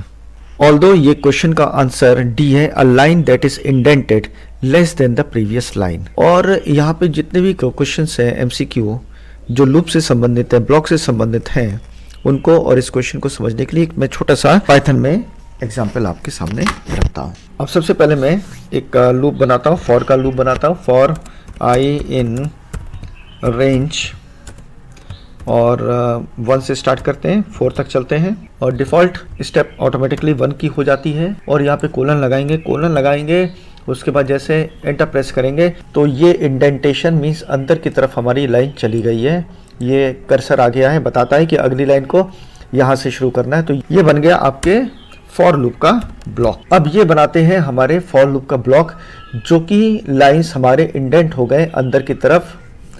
और उसके बाद यदि मैं किसी statement को block के बाहर लिखता हूं अगली लाइन पे,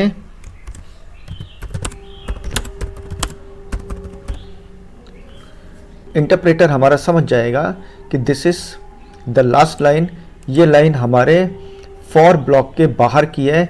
that is when the for loop comes to an end, ये लाइन एग्जीक्यूट होगी. 5 बार ये दोनों के दोनों हमारे प्रिंट होंगे. तो चलो कुछ अलग लिख देते हैं. आई की वैल्यू ही मैं यहाँ पे प्रिंट करवा देता हूँ और इस सबको हटा देता हूँ. मैं रन करते हैं लूप को, और यहाँ पे आप आउटपुट देखिए. लूप हमारा चला 1 2 3 4 टाइम्स तक, और इसके बाद हमारा लूप ये बंद हो गया, और तब जाके ये लास्ट लाइन हमारी प्रिंट हुई. Question number 65. Which of the following if statements will not execute successfully. देखो ये जितने भी इफ स्टेटमेंट्स है ना, ये सब सही लिखे हुए हैं. if 1 2 if 1 2 if 1 2 and if 1, ये सब ट्रू में जाएंगे। लेकिन यहाँ पर कोलन है और कोलन के बाद नेक्स्ट लाइन इंडेंट होगी अंदर की तरफ, तो ये बिल्कुल सही है, ए ये चलेगा। बी में न कोलन है न नेक्स्ट लाइन इंडेंटेशन है, ये बिल्कुल गलत है। इसमें कोलन तो है किंतु नेक्स्ट लाइन इंडेंट नहीं है, तो ये भी गलत है। और if one that is if true, ये भी बिल्कुल सही तरीके से लिखा हुआ है, बट नेक्स्ट लाइन जो कि ब्लॉक बनाती है इफ का, ये अंदर नहीं है, मीन्स इंडेंट नहीं है, सो ये भी गलत है। तो b, c and d will not going to execute successfully. Question number 66, एक छोटा सा आउटपुट का क्वेश्चन है, देखते हैं इसको। x की वैल्यू 3 है, if x is equal to 8, यहाँ पर x की वैल्यू 8 नहीं है, तो इफ स्टेटमेंट का आंसर है नो, नो या फॉल्स, तो कंट्रोल आएगा एल्स इफ में, that is elif. Elif x equal to 3, yes this is correct. Print क्या होगा, दिस प्रिंट स्टेटमेंट, और एल्स में कुछ भी नहीं लिखना था, एल्स में कोई स्टेटमेंट नहीं लिखना था, इसलिए यहाँ पे ऑथर ने पास लिख दिया है। कंट्रोल बाहर निकला और लास्ट में ये लाइन प्रिंट होगी और ओवर हियर। और प्रीवियस प्रिंट स्टेटमेंट में एंड स्टेटमेंट लिखा हुआ था, इसलिए नेक्स्ट लाइन भी उसी लाइन में प्रिंट होने जा रही है जिस लाइन में ये प्रिंट होने जा रहा है। और देयर और हेयर कहां पे हो रहा है, यहां पे, और over here, so D is the correct answer. Question number 67, if the user inputs 2, what does the following code snippet print. तो x की वैल्यू यूजर ने यहां पे 2 इनपुट की है, इसको फ्लोट में कन्वर्ट कर दिया, ये 2.0 हो गया है क्योंकि यहाँ पे फ्लोट फंक्शन के अंदर इनपुट फंक्शन है। इनपुट फंक्शन ने जो भी इनपुट लिया है कीबोर्ड से, that will be converted into a floating point value. 2 है, so that 2 will be converted into 2.0। So क्या if x is equal to 1, no. Elif x is greater than equal to 2, yes. Elif x is greater than or equal to 2, yes it is not greater than but it is equal to 2, तो print क्या होगा, may be. अब elif चल गया तो फिर आगे का कोई स्टेटमेंट काम नहीं करेगा, एल्स भी काम नहीं करेगा, तो the answer is C, maybe. Consider the following code segment for the question 68 to 72।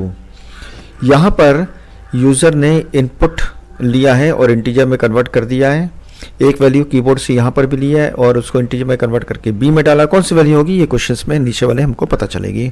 और यहाँ पे कुछ कंडीशनल स्टेटमेंट है, यहाँ पे नेस्टेड है इफ, और यहाँ पे एल्स है जो कि इफ एल्स का पार्ट है। क्वेश्चन नंबर 68 में बोलता है यदि यूजर ने 0 एंटर किया ए के लिए और 0 एंटर किया बी के लिए, तो ए की वैल्यू भी 0 है, बी की वैल्यू भी 0 है, और कंट्रोल फिर इसके बाद यहाँ पर आएगा। If a is less than equal to 0, yes a less than तो 0 नहीं है किंतु 0 के इक्वल टू है, तो इसका इस कंडीशन का आंसर है ट्रू। बी की वैल्यू करंट वैल्यू में 1 ऐड हो जाएगा, तो बी की वैल्यू जो 0 हुआ करती थी वो अब हो जाएगी 1, एल्स काम नहीं करेगा। कंट्रोल फिर नीचे आएगा, एक और इफ स्टेटमेंट मिलता है, if A greater than 0 and be greater than 0, be greater than 0 है लेकिन ए ग्रेटर देन 0 नहीं है। ऐसे में एंड ऑपरेटर लगा हुआ है, दोनों कंडीशन का आंसर ट्रू होगा तभी आंसर हमारा फाइनल ट्रू होगा, अदरवाइज कोई एक भी कंडीशन का आंसर फॉल्स होता है, 0 होता है, फाइनल आंसर हमारा फॉल्स में होगा। फिलहाल ये इफ का आंसर फॉल्स में है तो कंट्रोल आ जाएगा एलिफ में। एलिफ में बोलता है कि ए इज ग्रेटर देन 0, नो, अभी ए ग्रेटर देन 0 भी नहीं है, तो ना इफ चला ना एलिफ चला, तो कंट्रोल एल्स में आ गया और जेड प्रिंट हो गया, तो answer only Z, C. 69, what letters will be printed if the user enters for A and, दोनों के लिए यदि यूजर ने, ऑल्दो यहाँ पे लिखा नहीं, कुछ मिस हो गया है, दोनों के लिए यूजर ने 1 एंटर किया, तो if A is less than equal to 0, no, because the value of A is 1 and the B is also 1, तो कंट्रोल एल्स में ऑटोमेटिकली आ जाएगा, और A 1 है प्लस 1 2 हो गया, और ये 2 होके वापस A में चला गया, तो A की वैल्यू हो गई 2। फिर कंट्रोल नीचे आया, if A is greater than 0, yes, B is greater than 0, yes, दोनों की वैल्यू 1 है तो दोनों हो गए हमारे yes.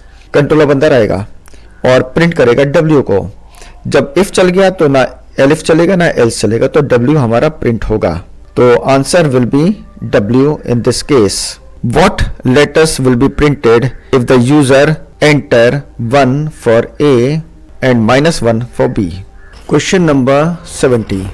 what letters will be printed if the user enters 1 for A and -1 for B? क्या होगा? चलते हैं क्वेश्चन में बैक। तो A की वैल्यू 1 है और B की वैल्यू -1 है as per the question. So A is less than equal to 0, no. Control आया यहाँ पर और A की वैल्यू को 1 कर दिया। A is greater than 0, yes A is greater than 0 हो चुका है। B is greater than 0, B अभी -1 है, so it is not greater than 0। Condition false हो गई। एल्फ में चलते हैं। If A is greater than 0, yes X print हुआ हमारे पास, और अगर B भी 0 से बड़ा होता तो Y भी प्रिंट होता, दोनों प्रिंट होता, लेकिन फिलहाल B हमारा 0 से बड़ा नहीं है, इट इज -1, सो X ही प्रिंट होगा। So the answer is X will be printed. Question number 71 और 72 ये दोनों मैं आपके लिए छोड़ रहा हूं, ठीक है। क्वेश्चन नंबर 71 में once again answer will be X और 72 में the answer will be E। लेकिन कैसे होगा ये आप जरूर करके इसको एक बार प्रैक्टिस कर लें। Question number 73, and what values are generated when the function range 6 से लेके 0 -2 स्टेप्स ऑफ -2 इज एग्जीक्यूटेड। तो 0 से शुरू करेंगे, 0 -2 2 -2 4 और -2 6। ये आंसर हमारा नहीं होगा क्योंकि 6 से एक कम तक ही ये चलने वाला है। तो 0 2 4। Question number 73, what values are generated when the function range 6 से शुरू होगा, 0 तक चलेगा, स्टेप्स -2 के होंगे। तो 6 पहला आउटपुट आएगा, 6 पहला आउटपुट यहाँ पे C में भी है, D में भी है और E में भी है। दूसरा, जब 6 में से 2 हम कम करेंगे तो ये हो जाएगा 4। तो सेकंड आउटपुट 4 4 4, ये तीनों में अभी सही चल रहा है। तीसरा इटरेशन I की वैल्यू या रेंज में ये हो जाएगा 2, अभी भी ये 0 से बड़ा है तो ये चलेगा। तो 2 आएगा इसमें भी और इसमें भी। फिर इसके बाद ये हो जाएगा 0 और यहाँ पर 0 से एक कम तक ही चलना है इसको, मीन्स अब ये मामला बंद होने वाला है। So the answer is 6 4 and 2 which is C। 74, which of the following is not a valid loop in a Python. For loop है, वाइल लूप है, do while if else loop नहीं है बल्कि एक कंडीशनल स्टेटमेंट है। Question number 75, the function range 3 is equivalent to. ये एक ये रेंज फंक्शन एक लाइब्रेरी फंक्शन है और इसके विषय में मैं आपको बताता हूं। देखो, रेंज में 3 पैरामीटर्स होते हैं, स्टार्ट वैल्यू, एंड वैल्यू और स्टेप। मैं इसको एक एग्जांपल से समझाता हूं। रेंज फंक्शन में 3 पैरामीटर्स होते हैं जैसा मैंने बताया। पहला होता है स्टार्टिंग वैल्यू, दूसरा होता है एंड वैल्यू, लूप चलेगा एंड वैल्यू से एक कम तक, और तीसरा होता है स्टेप जो कि मैंने यहाँ पे 1 रखा है। आउटपुट में ये आएगा 1 2 3 4 5 तक ओनली, ये आपने देखा, ठीक है। अब इसके कुछ आप कंसेप्ट को समझिए। यदि मैंने यहाँ पे कुछ नहीं लिखा हुआ है तो स्टार्ट वैल्यू बाय डिफॉल्ट 0 होगी और 6 एंड वैल्यू है। अब एंड वैल्यू बाय डिफॉल्ट नहीं सेट होती, एंड वैल्यू तो हमको कंपल्सरली लिखना है। स्टेप यदि मैंने छोड़ दिया है तो 1 automatically that is by default set हो जाएगा। तो यदि आप 1 के अलावा कोई और स्टेप्स में अपने लूप को चाहते हैं तो आप लिखें, अदरवाइज इसको छोड़ भी दीजिए तो ये ऑटोमेटिकली 1 हो गया। इसका मतलब है कि बाय डिफॉल्ट ये 0 से चलेगा जो कि सेट हो जाएगा और ये 1 हो गया। चलते हैं क्वेश्चन में। So the range 3 is equivalent to, यहाँ पे 0 starting value by default set हो गई, एंड वैल्यू 3 कॉमा और 1 स्टेप हो गया। तो ये C is the correct answer. 76, function range 3 will yield an iterable sequence like. अभी क्या करेगा, 0 1 2, बस यहीं तक चलेगा। तो 0 1 2 A is correct. Function range 0 5 2 will yield, ये मैं आप पे छोड़ दे रहा हूं, इसको आप कर लीजिए। सिंपल सा क्वेश्चन है, बहुत ही आसान क्वेश्चन है। Question number 78, function range 10 5 -2। अब देखो भाई, 10 से शुरू होगा, 5 से एक कम टाइम्स तक चलेगा, इसका मतलब है, और स्टेप हमारी -2 में होगी, मतलब 10 फिर 8 फिर 6 और 6 के बाद ये होगा 4 जो कि हो नहीं सकता है, इससे कम रहना है, मीन्स अब की बार ये अपोजिट हो गया, इससे एक अधिक, इसलिए 6 पर ये खत्म हो जाएगी बात। यहाँ पे 10 से लेके 5 तक चलना है, -2 नहीं है, 2 है, तो ये लूप चलेगा ही नहीं। 10 के बाद ऑटोमेटिकली बाय डिफॉल्ट ये 12 करेगा, अगर स्टेप 2 है 13, 14, 15 वापस तो आएगा नहीं, उल्टा नहीं चलेगा, नेगेटिव में नहीं जाएगा, क्योंकि यहाँ पे हमने -2 नहीं लिखा हुआ है। अगर हमको 10, 9, 8, 7, 6 लाइक दैट उल्टा चलना है तो यहाँ पे हमको माइनस में फिगर देनी होगी स्टेप की, जो कि 78 में दिया हुआ है। तो ये कुछ नहीं करेगा, कोई एरर आपको नहीं देगा, बल्कि ये ए को ही आपको निकाल के देगा। Question number 80, consider the loop given below for i in range -5। Once again वही हो गया, 0 से लेके -5 स्टेप 1, ये तो पॉजिटिव 1 पे सेट हो जाएगा भाई, ये एरर तो नहीं प्रोवाइड करेगा। So the answer B is correct. 0 times नहीं चलेगा ये, चूंकि चलना ही नहीं है तो ये 0 टाइम्स ही यहाँ पे हम लिख सकते हैं। ओके। पाइथन में इनफाइनाइट लूप का कोई कंसेप्ट नहीं है। पाइथन में अगर कोई लूप भूल से इनफाइनाइट हो जाता है तो ऑटोमेटिकली वो टर्मिनेट होके खत्म हो जाएगा। जावा या C++ लैंग्वेजेस की तरह ये एक हैंग नहीं करेगा सिस्टम को, इसलिए इनफाइनाइट लूप का कंसेप्ट पाइथन में नहीं है। फॉर i इन रेंज 10 से लेके 5, इसको आप कर लो, ऐसा तो क्वेश्चन अभी हम लोग कर चुके हैं क्वेश्चन नंबर 78 में। 82 फॉर i इन रेंज 3, तो 0, 3, 1, 0, 1, 2 दो बार चलेगा ये लूप। पास मतलब कोई स्टेटमेंट ही नहीं है भाई, कोई स्टेटमेंट नहीं, ना कोई प्रिंटर ना कुछ है ना कुछ है, सिर्फ लूप 0, 1 और 2 3 बार ये लूप चलेगा, दैट्स ऑल। 3 से कम पे टर्मिनेट होगा तो i की लास्ट वैल्यू जो होगी वो 2 होगी। Question number 83, consider the loop. 7 से ये लूप चलना शुरू होगा, i की जो फर्स्ट वैल्यू होगी वो 7 होगी, -2 के स्टेप में जब तक ये 4 से 1 अधिक रहता है, मीन्स 4 से 1 कम एक्चुअली, लेकिन यहाँ पे चूंकि ये लूप रिवर्स में चल रहा है इसलिए 5 तक ये लूप चलेगा। तो 7 के बाद ये होगा 5 और बस उसके बाद खत्म। तो लास्ट वैल्यू i की जो होगी वो होगी 5। In for a in dash the blank can be filled with the range function. Consider the following code segment for i in range 2 से लेके 4, स्टेप ऑटोमेटिकली -1 हो गई है। i यहाँ पे अपर केस में हो गया, इसको लोअर केस में कर लीजिएगा, इसको आप कर सकते हैं, बहुत इजी सा क्वेश्चन है, कई बार हम लोग कर चुके हैं। 86 में आते हैं, i इन रेंज 4 से लेके 8 तक, 4, 5, 6, 7 तक चलेगा ये loop. If i mod 2 equal to 0, i की स्टार्टिंग वैल्यू 4 है तो mod 2 करने पे रिमाइंडर 0 आएगा, यस, तो a की वैल्यू हो जाएगी current value of a plus i। Current value of a तो हमको मालूम नहीं है, a की वैल्यू को 0 कंसीडर कर लेते हैं, तो 0 प्लस i की करंट वैल्यू विच इज 4, तो a की वैल्यू हो गई 4। दूसरी बार रेंज i की वैल्यू हो जाएगी 5 में ये लूप हमारा ट्रू आंसर नहीं देगा क्योंकि 5 mod 2 0 नहीं होता है। 6 में ये फिर आएगा और a की करंट वैल्यू जो कि 4 हुआ करती थी उसमें 6 ऐड हो जाएगा, 10 हो गया। फिर 7 में ये काम नहीं करेगा और 8 तो चलेगा ही नहीं क्योंकि 7 तक ही लूप चलेगा। तो a की वैल्यू यदि 0 होती है तो फिर लास्ट वैल्यू ऑफ a जो प्रिंट a करेगा ये 10 होगी। तो मैंने यहाँ पे a की वैल्यू को 0 पे रख दिया है। चलते हैं आगे। Question number 87, which of the following code segments contain an example of a nested loop. Loop के अंदर लूप का एग्जाम्पल कौन है?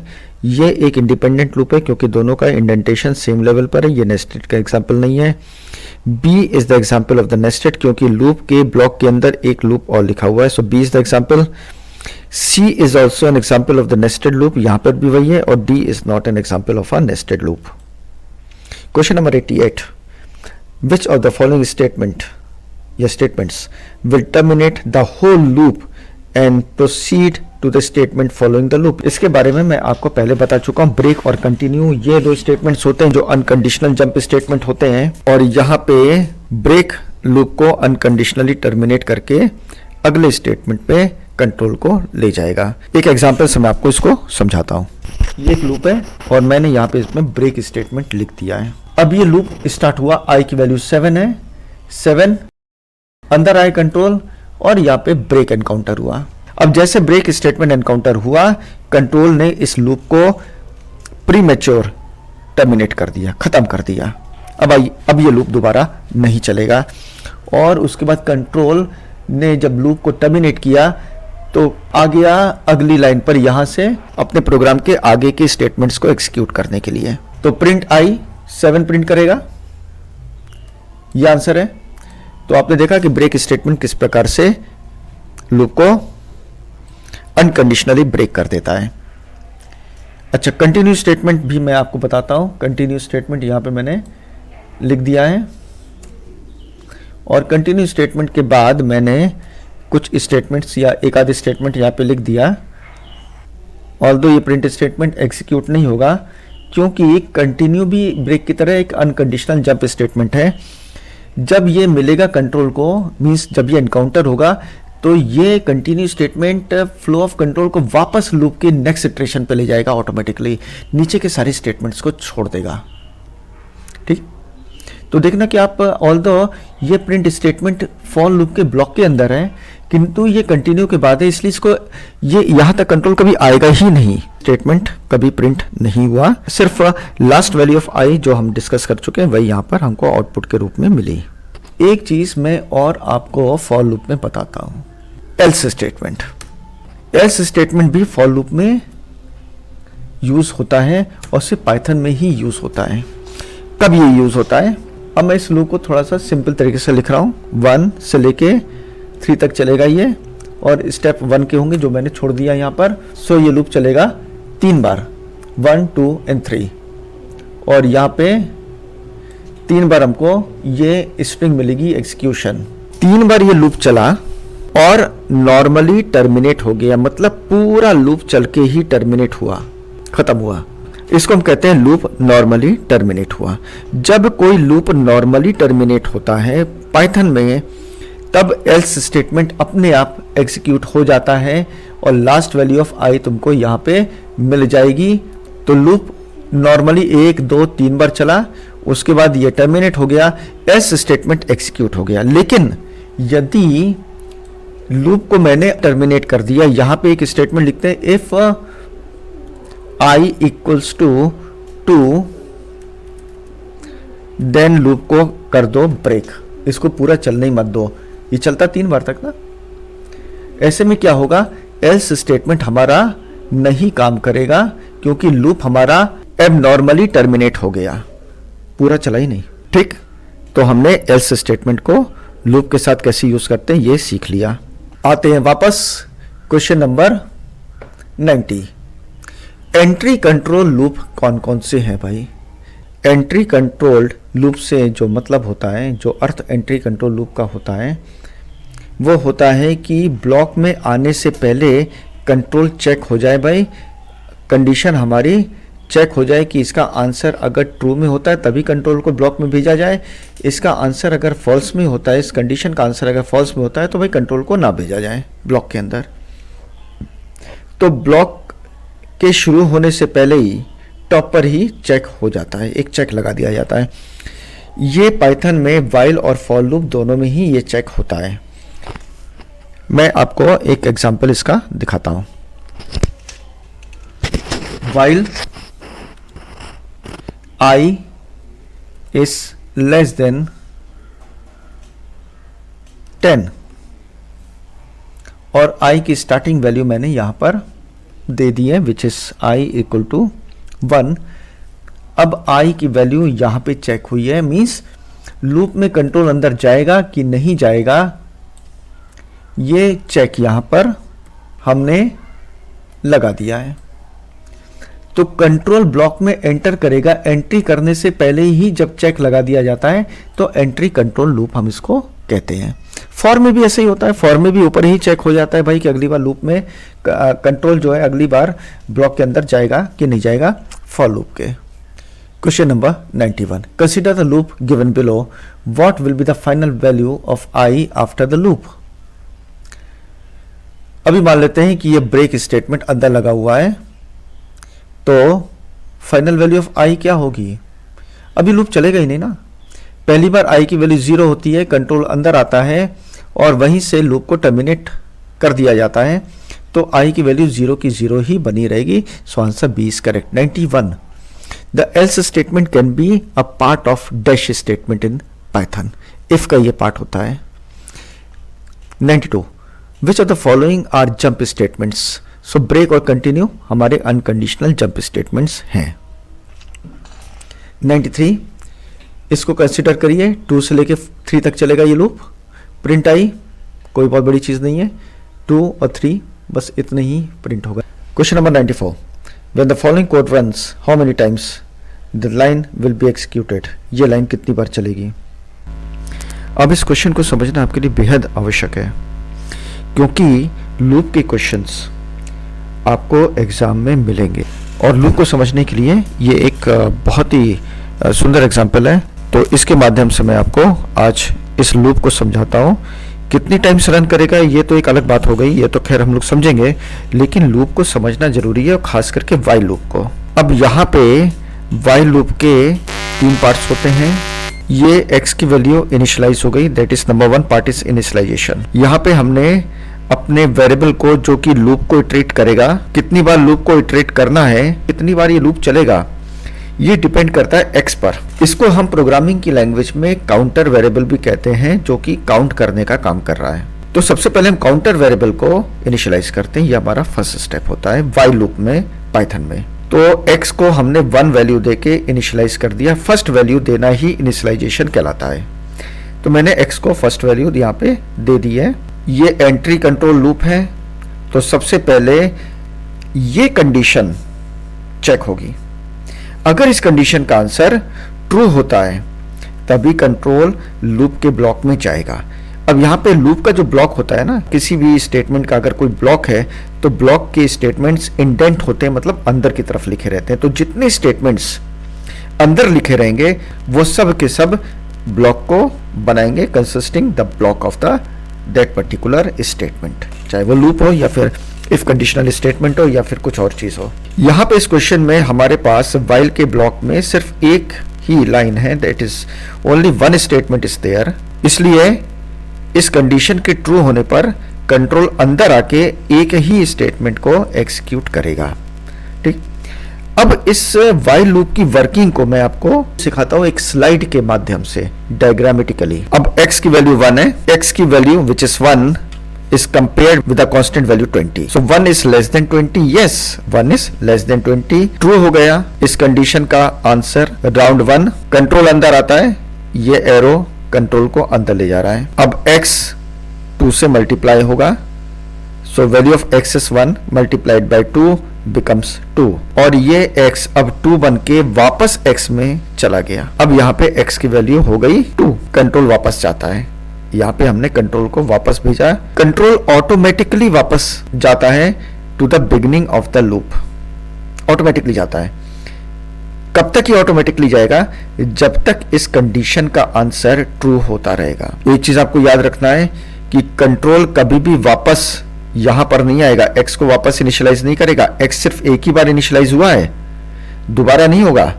तो कंट्रोल कभी ऊपर नहीं जाएगा, बल्कि घूम के वाइल में वापस आएगा और फिर से x की वैल्यू, जो कि करंट वैल्यू क्या है, 2 है। अब देखो लूप के क्वेश्चन तो मैं बता रहा हूं ना कि श्योर शॉट आने ही आने हैं आउटपुट वाले क्वेश्चंस में। तो आपको जरा वैल्यू का जो काउंटर वेरिएबल है ना खास करके, और बाकी जो वेरिएबल्स हैं उनकी वैल्यू का ट्रेस रखना पड़ेगा अपने पास, थोड़ा सा प्रैक्टिस करना पड़ेगा। जैसे मैंने यहाँ पे वैल्यूज का ट्रेस रखा हुआ है, धीरे धीरे करके ना आपको वो आदत पड़ जाएगी, आप काफी वैल्यूज को ट्रेस करने की आवश्यकता नहीं पड़ेगी, आप ओरली ही इसको काउंट करते चलोगे। फिलहाल मैं आपके लिए ये ट्रेसिंग दिखा रहा हूं। अब x2 बन के आया, फिर ये कंपैरिजन हुआ और 2 is less than 20, yes 2 is less than 20, round 2 शुरू होता है। कंट्रोल अंदर आया, 2 की value is multiplied by 2 becomes 4, और 4 हो गया x की वैल्यू। अब x की वैल्यू 4 आ गई है, कंट्रोल वापस आ रहा है, क्योंकि पिछली बार भी आंसर ट्रू हुआ करता था, तो कंट्रोल वापस आया, फिर से आया वाइल में, और x की करंट वैल्यू 4 को कंपेयर किया 20 से। Once again 4 is less than 20, yes, तो राउंड 3 हमारा शुरू होगा। कंट्रोल अंदर आया, 4 is multiplied by 2 which so the x becomes 8। अब x जो है वो 8 बन गया। x को 8 बनाने के बाद कंट्रोल वापस गया घूम के, और 8 को कंपेयर किया 20 से, और 8 is less than 20, yes 8 is less than 20। Round 4 हमारा शुरू होता है, कंट्रोल अंदर आता है, 8 को मल्टीप्लाई करता है 2 से और x की वैल्यू हो जाती है अब 16 बना के कंट्रोल वापस जाता है, 16 को कंपेयर करता है 20 से, 16 is less than 20, yes once again answer is true और हमारा राउंड 5 अब शुरू होता है। कंट्रोल अंदर आया, 16 को 2 से मल्टीप्लाई किया तो x हमारा 32 हो गया। 32 होने के बाद कंट्रोल, चूंकि पिछली बार आंसर यस था, ट्रू था, तो कंट्रोल अब वापस जाएगा। अब की बार 32 को इसने कंपेयर किया तो 32 is less than 20, false, no. और जैसे इस कंडीशन का आंसर फॉल्स हुआ, कंट्रोल, अब एरो आप देखिए, कंट्रोल यहीं से लूप के पूरे ब्लॉक को छोड़ते हुए जितने भी स्टेटमेंट्स थे हमारे लूप के अंदर उनको सबको स्किप करते हुए कंट्रोल आ गया लूप के बाद जो पहली लाइन लिखी हुई है वहां पर। तो लूप के बाद का स्टेटमेंट जो होगा वो लूप के ही लेवल पर इंडेंट होगा। तो जो भी स्टेटमेंट लूप के लेवल के अंदर है वो लूप का ब्लॉक बनाएंगे और जो भी स्टेटमेंट लूप के लेवल पर सेम है वो लूप के ब्लॉक के बाहर माने जाएंगे। तो इस प्रकार से मैंने आपको व्हाइल लूप की या किसी भी लूप की वर्किंग सिखाई। ये टाइम मैंने इसलिए दिया है क्योंकि आने वाले समय में और भी लूप के क्वेश्चंस होंगे जिनको हम ओरली तेजी के साथ करेंगे। वहां पे ये समझ आपको होना आवश्यक है कि मैं जो बोल रहा हूं वो आप समझते चलो, ठीक है। तो इस क्वेश्चन का आंसर होगा B5। अब क्वेश्चन नंबर 95, 96 और 97 ये तीनों व्हाइल लूप के क्वेश्चंस हैं। क्वेश्चन नंबर 95 कहता है कि what is the output when this code executes. भाई क्या आउटपुट होगा, x की वैल्यू 1 है, x less than equal to 5 है, okay true, x plus is equal to 1। ये क्वेश्चन है, मीन्स शॉर्ट हैंड नोटेशन है और इसका फुल फॉर्म एक बार फिर मैंने यहाँ पे लिख के क्लियर कर दिया आपको। That is current value of x will be added with 1 and the x will be modified to the new value. So current value of x is 1, 1 plus 1 is 2, x की वैल्यू होगी 2. Then 2 will be compared, x will become 3, 3 will be compared, x will become 4, 4 will be compared true, x will become 5, 5 will be compared, तो 5 is less than equal to 5, less than तो नहीं equal to है, तो ये भी true है, x will become 6. So last value of x अगर हम प्रिंट करना चाहेंगे वो हमको मिलेगी 6, क्योंकि कंट्रोल अब 6 होके जब वापस जाएगा तो यहाँ से ये कंडीशन फॉल्स हो जाएगी और कंट्रोल आ जाएगा अगली लाइन पर लूप के बाद और print x will print the value of x which is 6, जो 6 हो गई थी। ओके, तो छोटा सा कैच है यहाँ पर लास्ट वैल्यू ऑफ एक्स के लिए। चलते क्वेश्चन नंबर 96 पर। How many times does the following code execute. Same चीज़ है, तो ये आप बता सकते हैं how many times. Okay, question number 97. What is the output produced when this code executes? तो क्वेश्चन नंबर 96 और 97 एज असाइनमेंट आपके लिए छोड़ दे रहा हूँ क्योंकि मैंने काफ़ी डिटेल में आपको क्वेश्चन नंबर 94 समझाया था। तो मुझे मालूम है कि ये दो क्वेश्चंस तो आप बड़े इजीली इसको कर लेंगे। हाँ, लूप के क्वेश्चंस जब आगे चल के स्ट्रिंग्स, लिस्ट और टपल्स में आएंगे तो हम लोग उसको डिटेल में भी समझेंगे, अच्छे ढंग से समझेंगे। ये तो बहुत छोटे क्वेश्चंस हैं। Question number 98, consider the following loop. j की वैल्यू 10 है और जब तक j ग्रेटर है या इक्वल टू 5 हो जाता है प्रिंट होगा x एक बार। इसके बाद j की वैल्यू 1 डिक्रीमेंट हो जाती है, j हो जाता है 9 is greater than equal to 5, once again the answer is true. दूसरी बार प्रिंट होगा, पिछले बार x के नीचे प्रिंट होगा और उसके बाद 8 भी अभी बड़ा है। तीसरी बार प्रिंट होगा x, फिर j हो जाएगा 7 अभी बड़ा है। चौथी बार होगा x प्रिंट, फिर j हो जाएगा 6 अभी भी बड़ा है 5 से, यस। तो पांचवी बार प्रिंट होगा x, j हो जाता है 5, greater than equal to 5, equal to 5 हो गया है। वंस अगेन द कंडीशन का आंसर ये ट्रू है, तो 6th टाइम x प्रिंट होगा, एक के नीचे एक ही प्रिंट होगा और j हो जाता है 4 और 4 के बाद जब कंट्रोल जाएगा तो ये कंडीशन का आंसर हो जाएगा फॉल्स और कंट्रोल बाहर निकल के आ जाएगा, लूप टर्मिनेट हो जाएगा। नीचे इसमें एक क्वेश्चन दिया हुआ, which of the following loop will generate the same output as the loop shown previously. अब ये हमारा जो था क्वेश्चन, इसका आउटपुट था 6 बार एक के नीचे एक x अपर केस में, 10, 9, 8, 7, 6 और 5, 6 बार। अब ये लूप हमारा -1 से -4 तक चलेगा, तो कितनी बार हुआ? -1, -2, -3, -4, सिर्फ 4 बार चलेगा ये। दूसरा लूप हमारा 0 से लेके 4 तक चलेगा, 5 टाइम्स तो चलेगा लेकिन 6 टाइम्स नहीं चलेगा ये लूप। थर्ड, -2 के डिक्रीमेंट में 10 से -1 तक ये लूप को चलना है। ठीक है, सबसे पहले 10, फिर 8, फिर 6, फिर 4, 4 के बाद 2, 2 के बाद 0, यहां तक ये लूप चलेगा और ये हुआ आपका 6 टाइम्स। तो C वाला लूप 6 टाइम्स चल रहा है। 10 से 5 तक लूप ये तो चलेगा ही नहीं, ठीक है ना, क्योंकि यहाँ पे स्टेप जो होता है वो डिक्रीमेंट में होना चाहिए था, जो कि नहीं है। बाय डिफॉल्ट स्टेप +1 होता है, दैट इज 1। तो ये 10 से 11, 12, 13 अपने आप को करने की कोशिश करेगा, जो कि ये नहीं होगा, हेंस ये लूप नहीं चलेगा। 10 से लेके 4 तक -1 में 9, 8, 7, 6, 5, 4 ये लूप चला 7 टाइम्स, हेंस ये भी 6 बार नहीं चलेगा। So the correct answer is C। Question number 99, what is the output produced when this code execute? क्या होगा आउटपुट? देखते हैं। A की वैल्यू 0 है, I इन रेंज, I की स्टार्टिंग वैल्यू है 4 और ये चलेगा 4, 5, 6, 7 4 times. 4 mod 2 equal to 0, yes it is 0। तो A की वैल्यू अब हो जाएगी 4 प्लस I, A की वैल्यू हो जाएगी 0 plus the value of I which is 4, ये हो जाएगा 4। नेक्स्ट इटरेशन, I की वैल्यू हो गई 5, I that is 5 mod 2 equal to 0, no.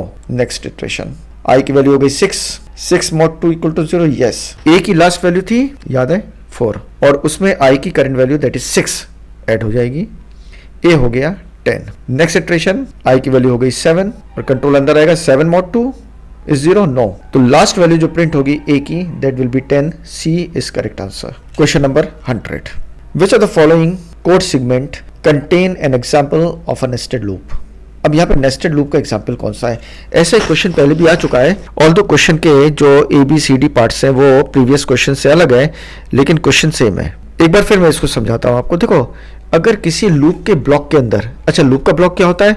Loop का ब्लॉक हमेशा वही होगा जो स्टेटमेंट्स इंडेंट हुए हैं लूप के अंदर की तरफ। तो लूप के ब्लॉक के अंदर अगर कोई और लूप है तो वो कहलाएगा नेस्टिंग ऑफ द लूप। अंदर वाला लूप जो ब्लॉक के अंदर है वो कहलाएगा इनर लूप और बाहर वाले को हम कहेंगे आउटर लूप। क्वेश्चन नंबर 100 का जो पार्ट ए है, यहाँ पे प्रिंट स्टेटमेंट इंडेंट है, प्रिंट स्टेटमेंट बना रहा है फॉर का ब्लॉक, लेकिन दूसरा फॉर लूप जो है वो इस ब्लॉक में नहीं है, इंडिपेंडेंट है, इसी के लेवल पर है, सेम। तो यहाँ पे ये नेस्टेड का एग्जाम्पल नहीं है। C is the example of the nested loop, क्योंकि ये फॉर का जो ब्लॉक बना हुआ है वाइल उसी ब्लॉक के अंदर है, तो ये एग्जाम्पल है नेस्टेड लूप का C। B को देखते हैं, और B is also an example of nested loop, क्योंकि यहां पर भी फॉर लूप के अंदर के ब्लॉक में दूसरा लूप है, और D भी हमारा नेस्टेड लूप का एग्जाम्पल है। और इसके साथ मोर देन 100 क्वेश्चंस, अगर मैं देखूं कि पार्ट्स ऑफ द क्वेश्चंस को ले लूं, तो मोर देन 100 क्वेश्चंस हम लोग ने MCQ के लगाए हैं पाइथन रिवीजन 2.1 के। काफ़ी कुछ कंसेप्ट आपका बिल्ट हो गया होगा क्लास 11 का, और जो चीज़ें छूट गई हैं, मैं जानता हूं कौन सी चीज़ें छूट गई हैं, उनको पाइथन रिवीजन 2 में मैं कोशिश करूंगा कि कवर कर लूं। यदि वहां पर भी कोई ऐसा क्वेश्चन नहीं आता है तो फिर मैं अलग से उनको समझा दूंगा, और वो टॉपिक्स कौन कौन से हैं ये मैं आपको पाइथन रिवीजन 2 के बाद डिस्कस करके बताऊंगा। ठीक है, अब चलते हैं हम लोग पाइथन रिवीजन 2.1 के एरर फाइंडिंग और आउटपुट फाइंडिंग क्वेश्चंस पे।